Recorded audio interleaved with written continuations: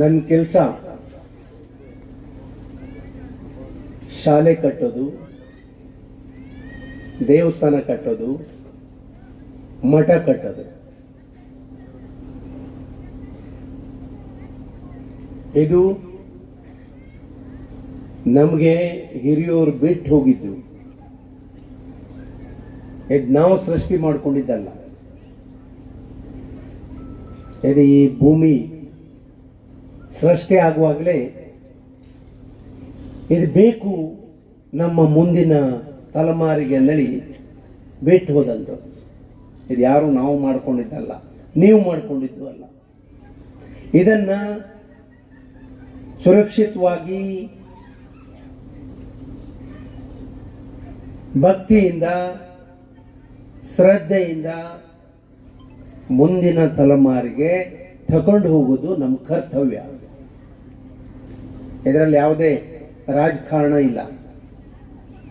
ಪಕ್ಷಾತೀತವಾಗಿ, ಜಾತ್ಯಾತೀತವಾಗಿ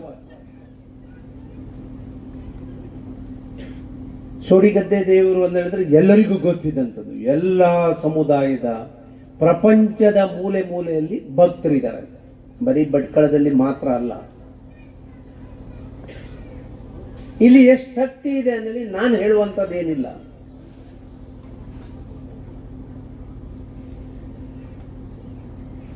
ಇದು ಯಾವಾಗಲೂ ಕಟ್ತಿದ್ರಿ ತಾವು.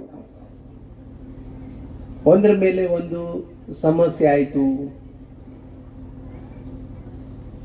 ಹಣ ಇಲ್ಲದೆ ಅಲ್ಲ, ಹಣ ಭಕ್ತರು ಕೊಟ್ಟಿದ್ದು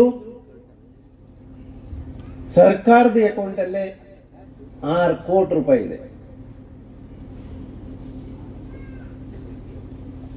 ಇಲ್ಲಿದೆ ಹಣ.